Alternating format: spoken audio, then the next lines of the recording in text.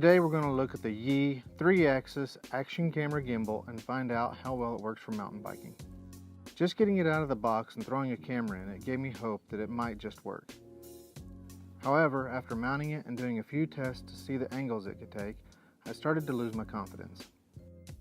Taking a look here, you can see how I mounted the gimbal to my chest and it was very solid.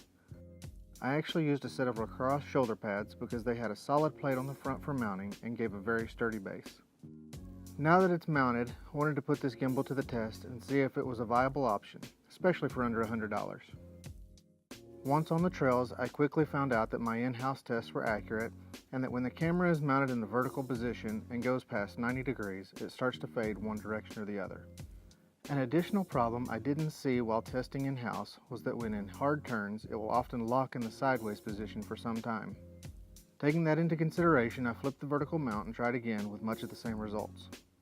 One more time, I changed the mount and this time placed the bottom as horizontal as I could. This position obviously made the gimbal work better, but even still, once you put much of a lean on it, the gimbal will begin to fade to the side. Now, I'm not a fast rider by any measure, so when this couldn't keep up with me, I knew I had to go back. Hopefully you will take a little harder look at this unit and update some firmware to resolve a few of the issues I mentioned.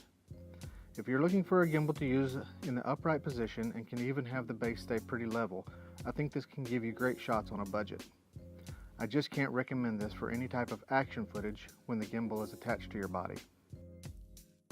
I didn't talk much about what's included or the modes simply because they seem to be the same as most all other gimbals.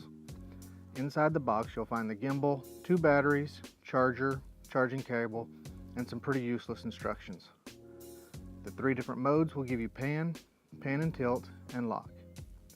I used the pan mode for all of my testing as it followed my motions the best. Again, I didn't hate the gimbal, it just didn't work for what I wanted.